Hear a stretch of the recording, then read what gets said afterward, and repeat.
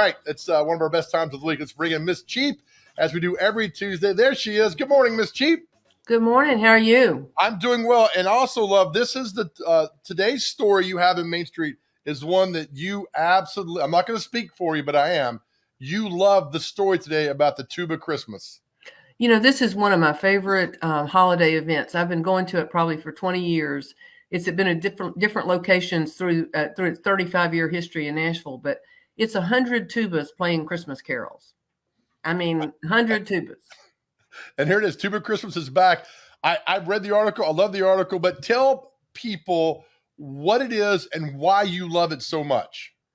Well, the tuba players, the 100 tuba players, and you never know exactly how many there'll be, but they're everybody from the fifth grade band, middle school band players to some of them are in their 80s and 90s, and some of them have been professors of euphonium at Vanderbilt at the Blair School of Music. I mean, they're very accomplished, but all of them play together. And they don't have but one rehearsal. And it's the morning of the show, of the concert, and they play the Christmas carols, and they play it through once, and then they do a sing along. So if that doesn't get you in the Christmas spirit, I just don't know what will.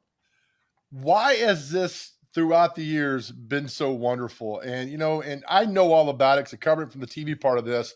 But why do you think it's still year after year after year, people just show up and want this so badly? Well, I start getting calls and emails about it, months ahead, and they didn't do it in person last year. So I think people are eager to see it in person. They're having it at Nashville First Baptist downtown, which has a beautiful sanctuary, and they've been so gracious to let Tuba Christmas be performed there every year for the last, probably 10 years.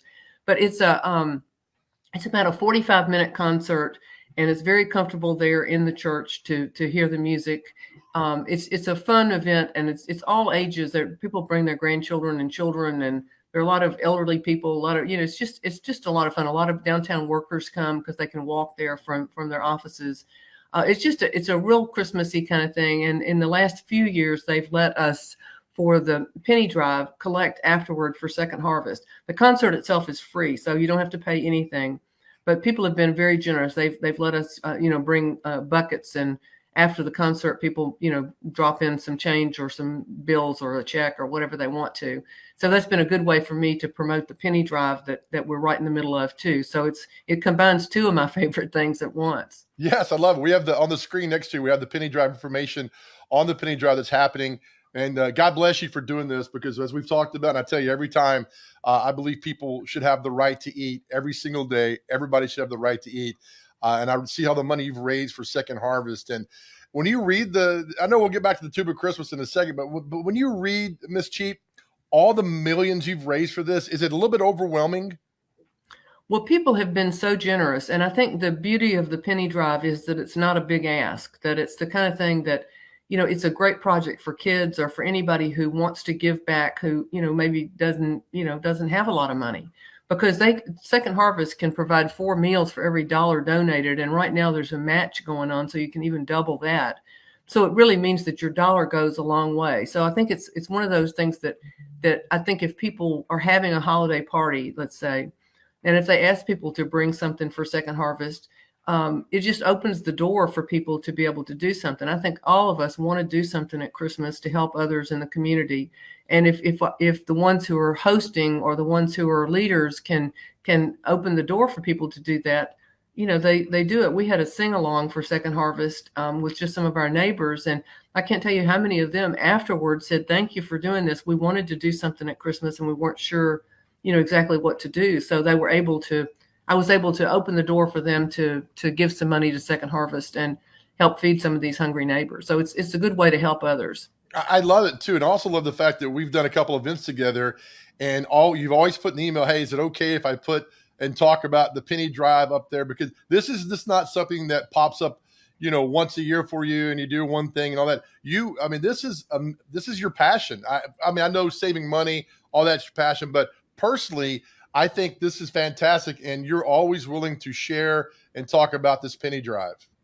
Well, I love the penny drive. It's just been one of my favorite things to do, and it's one of the reasons that I decided to write for Main Street, because Main Street was so so enthusiastic about supporting Second Harvest and letting me do the penny drive. I needed a platform, after I retired from the Tennessean, and this has been just perfect because Main Street has been so supportive and excited about it too. So it's one of those. It's one of those things. The penny drive is not just one day. It's all the time, and it's one of those things that when you see like the students at BGA Middle School or the students at the Episcopal School of Nashville getting excited about it. My grandson's daycare center at Belmead Methodist, they put pennies and change into a big pig, and for them it's a good opportunity to talk about hunger with children and let children know that they can make a difference too, that it's not just grown-ups with big checkbooks, that anybody can help.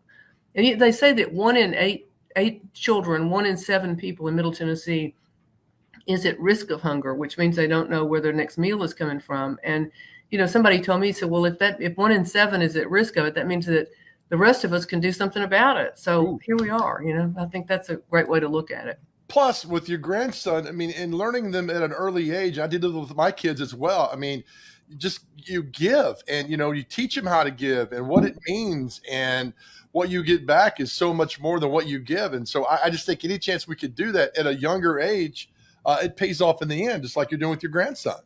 Well, I think so too, and I think these schools embracing it are it's a good leadership quality for these kids to see that they can do that. And it's fun, it's fun to raise money. If you want something done right, ask a 5th grader to do it. Boy, those kids at BGA are just something else. That is so fantastic going on. I also love the fact that we've been spotlighting a lot of these events around town with Christmas lightings and parades and everything, and it's just so good, Miss Cheap. And I know to go to a parade costs nothing, Christmas tree lighting costs nothing, but to see neighbors and friends and all that together at this event last year we didn't have it, it means so much. And I know you understand what that is. Well, I do. And to hear all these voices singing too, and also, if you haven't heard Jingle Bells or Joy to the World on a tuba, you're in for a treat. I'm telling you. Right. G.R. Davis has done this. He taught euphonium at Vanderbilt forever. And he's headed up this tuba Christmas ever since it came to Nashville. And he was, in fact, in part of the original tuba Christmas somewhere else. And he is very passionate about it. And one of the funniest songs in it is Carmen Sanders sings "All Santa Wants for Christmas Is a Tuba," and it's made for G.R. Davis. I'll tell you that. I love it. All right, so let's people know it's not today. It's December. It's a week from today, December 14th, downtown, and it's free. Right, and it's at Nashville First Baptist at the corner of 7th and Broadway. And parking might be a little bit of a problem. There is parking at the church. You might want to come a little bit early. They're going to have a Dixieland band before it starts. It starts at 11, but before that, they'll have a Dixieland band playing some music. And that you could park at Music City Center or some other places, but it's worth going to for sure. I love it. And before, real quick, we talked last week about the penny drive and where cans are. I mean, they're everywhere. They're usually up front by the register. So make sure you double check if you want to donate, correct? Right. And Wilson Bank and Trust and Pinnacle Bank have some cans or some stickers, or you can make your own can. But both of those banks will accept the collection that you make. Like if you want to make a can or a jar and put it in your business or your home and you want to turn it in, you can turn it in at either one of those banks at any branch and they'll take care of it. So they've been wonderful partners in this. Beautiful. Ms. Cheap, as always, it's one of our highlights each week having you on here. Appreciate you. I look forward to seeing you next week. Well, I hope I'm going to see you at Tuba Christmas, Joe. Yes. I'll absolutely be there. That's next right. Tuesday. That's right. Next Tuesday. All right. See you there. Thank you, ma'am. Thanks so much. She's supposed to stay cheap. Stay cheap. Yeah. Yes. All right. That just made my day. All right. Thank you, Ms. Cheap. Thank you, Winter. I will come back. There's a cool event happening downtown right now that is helping families and senior citizens have a great Christmas. And we're going to tell you about it with a very special guest. That's up next. You're watching Mornings on Main Street.